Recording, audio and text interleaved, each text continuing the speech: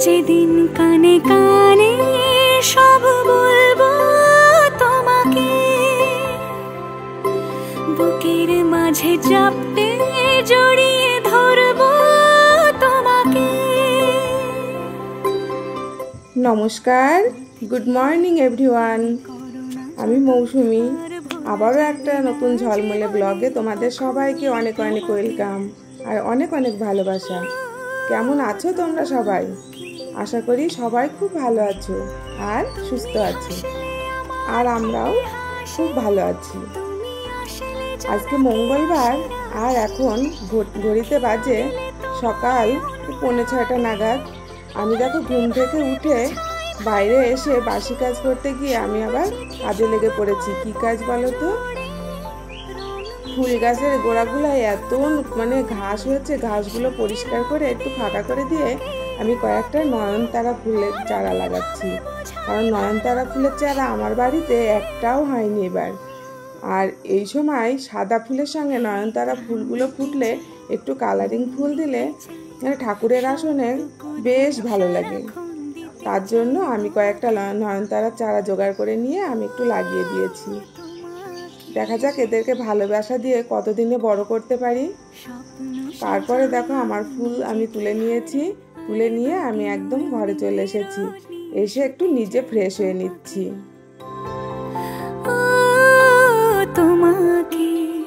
তোমাকে না লেখা চিঠিটা ডাক বাক্সের এক কোণে, সাদা খামের না লেখা নাম এঁকেছে তার গানে। তোমাকে না লেখা চিঠিটা ডাক বাক্সের এক। ঘুম থেকে উঠে কাজ করতে গিয়ে নিজের দিকে তো খেয়ালই করা হয় না, তাই আগে সবার আগে নিজে একটু ফ্রেশ হয়ে একটু সানস্ক্রিন মেখে তারপরে আবার রান্নার ঘরে ঢুকতে হবে। তা আমি একটু সেইভাবে একটু ফ্রেশ হয়ে নিয়ে আমি চলে আসলাম আগে আমার মন্দিরটা পরিষ্কার করতে। কারণ এই কাজটাও আমার সবার আগে করতে হয়, কারণ এই কাজটা করলে আমার মনটা অনেকটা ভালো লাগে। তা আমি এর মধ্যে দেখো মন্দিরটাও আমি মুছে পরিষ্কার করে নিয়েছি। পরিষ্কার করে নিয়ে জলটা আমি একটা গাছের গোড়ায় দিয়ে দেবো।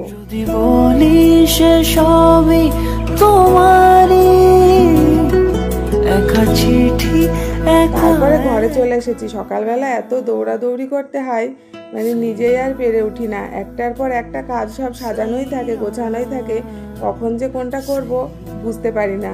সেই জন্য আমি একটু তাড়াহুড়ো করেই কাজ করি।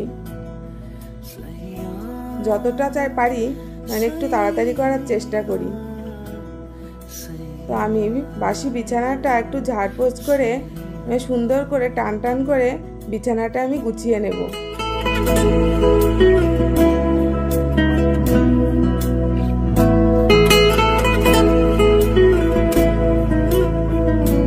আর সকালবেলা বিছানাটা যদি গোছানো না থাকে তাহলে আমাদের মনে হয় ঘরের মধ্যে সবই অগোছালো হয়ে আছে। আর নিজের বিছানাটা যদি একটু গোছগাছ করা থাকে তাও একটু মনে হয় যে না, ঘরটা একটু গোছানো আছে। দেখো এতক্ষণ কেমন লাগছিল বিছানাটা, আর এখন একদম পরিষ্কার ফ্রেশ লাগছে। তারপরে আমার ঘরের পাশেই, আমার জানলার পাশেই একটা পাখি, ওই যে বাচ্চা ফুটেছে, তো ওই মা দেখো এসে খাবার দিচ্ছে বাচ্চাদের। আমার খুব ভালো লাগছে। বিছানাটা গোছাতে গোছাতে একটু জানলায় বসে ওদেরকে একটু দর্শন করে নিলাম, একটু দেখে নিলাম। মায়ের আদর দেখতে তো ভালোই লাগে। সব মায়েরাই বাচ্চাদের কিভাবে আগলে রাখবে তার যতটা সম্ভব প্রাণ দিয়ে হলেও চেষ্টা করে। এই পাখিটাও বৃষ্টি হলে দেখি যে ওদের ওপরে বসে নিজের পালকগুলো দিয়ে কি সুন্দর করে ঢেকে বসে থাকে, যাতে ওদের গায়ে একটুও জল না পড়ে। এটাই তো মায়েদের ভালোবাসা, তাই না বলো?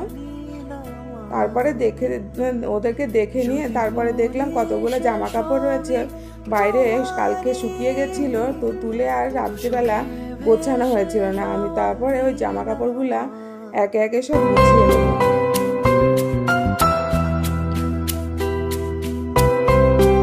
আর এখন যদি জামা কাপড়গুলো না গোছাই তাহলে আবার সেই স্নান করার আগে হয়তো আর গোছাতেই পারবো না। তার জন্য জামা কাপড়গুলো গোছ করে নিয়ে আমি নিজের ওয়ার্ড্রপটাও একটু পরিষ্কার করে মুছে টুছে মেয়ের বই খাতাগুলো গুছিয়ে রেখে দিচ্ছি। আর এই ওয়ার্ড্রপের এই ড্রয়ারটা না মানে আটকাচ্ছে না, নতুন হলেও পিছনে এইটা আবার একটু কাত হয়ে গেছে, ওটাকে আমার ঠিক করতে হবে, না হলে খুবই অসুবিধা হচ্ছে ওটা দিতে।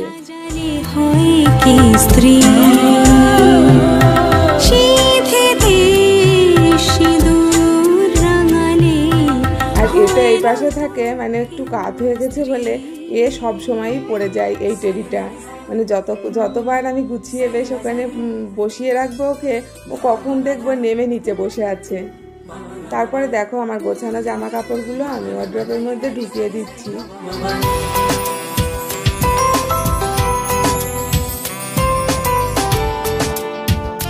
আর তোমাদেরকেও এখন বলে রাখি যে যারা নতুন বন্ধু আছো আমার এই ভিডিওটা দেখছো, তারা একটু মানে সাবস্ক্রাইব করে আমার চ্যানেলটাকে একটু পাশে থেকো। আর যারা পুরনো বন্ধু আছো তাদেরকে আমার অনেক অনেক ধন্যবাদ আর অনেক অনেক ভালোবাসা তাদের জন্য। তা আমি দেখো তোমাদের সঙ্গে কথা বলতে বলতে আমি ঘরটাও গুছিয়ে একটু ঝাড়ু দিয়ে পরিষ্কার করে নিয়েছি। এইবার চলে যাব রান্নাঘরে রান্না করতে। আর আজকে আমি রান্না করব আমার বাড়িতেই কুমড়োর ডাঁটা হয়েছিল, তাই তার জন্য ডাঁটাগুলো দেখো তুলে নিয়ে এসেছি। সব রকম সবজি প্রায় মোটামুটি আমার বাড়িতে আছে অল্প অল্প, তো মাঝে মাঝেই নিজের বাড়ির সবজি খেতে ভালোও লাগে, তার জন্য নিজে যেটুকু পারি একটু করার চেষ্টা করি। তার জন্য আজকে দেখো কুমড়োর ডাঁটা তুলে নিয়েছি আর এই ডাল ভিজিয়ে রেখেছি, ডালের বড়া দিয়ে কুমড়োর ডাঁটা তরকারি করবো। আমার তো খুব ভালো লাগে, আমার বাড়িতে সবাই খুব ভালো খায় এই তরকারিটা। আর দেখো আকাশে কেমন মেঘ করেছে, মানে পুরো মেঘ ঘিরে আছে। রান্না করতে করতে একটু বাইরে এসে দেখলাম চারিদিকটা অন্ধকার হয়ে গেছে আর একটু হাওয়া উঠেছে, তা বেশ ভালো লাগছে হাওয়াটার জন্য। তারপরে দেখো ঘরে চলে এসে ডালের বড়া করে আমি তরকারিটাও করে নিয়েছি। এদিকে আমার রান্না বান্না কমপ্লিট হয়ে গেছে। আর যে কটা বাসন চায়ের বাসন দিয়ে আমার বেসিনের মধ্যে ছিল ওইগুলো আমি ধুয়ে ওগুলা রেখে দেবো। আর এমনি বাসনগুলো তো রেখেই দিই, ওগুলা আমার আর ধোয়া লাগে না, কারণ আমার হাতে ব্যথা। আমি কড়াই টড়াইগুলো ধুতে গেলে আমার হাতে একটু বেশি প্রেশার পড়লে খুব হাতে যন্ত্রণা করে। ওটা আমার একটা দিদি এসে হেল্প করে দেয় বাসন মাজাতে। তো সেই হাতে দেখো আমি আমার নিজের বেসিনটাও একটু পরিষ্কার করে নিলাম। মানে প্রতিদিন যদি আমি এগুলো পরিষ্কার করে রাখি তাহলে আর সেভাবে আর এগুলা অতটা নোংরা হয় না, এগুলো পরিষ্কারই থাকে।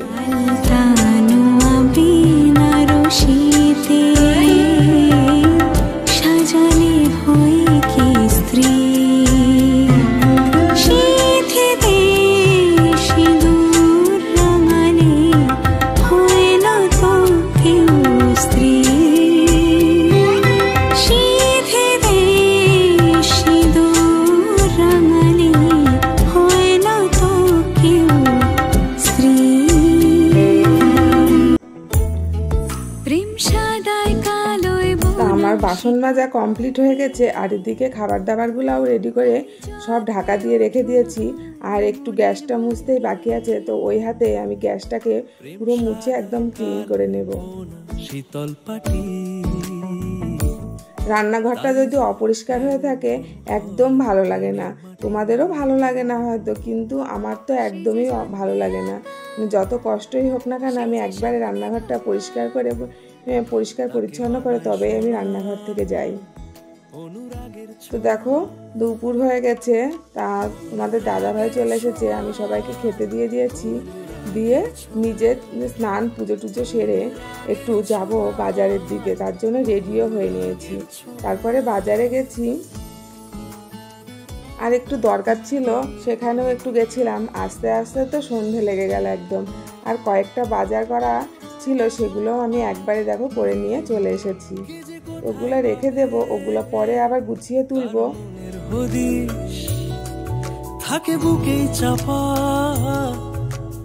মেয়েদিকে সন্ধ্যা টন্ধা দিয়ে রেডি করে রেখে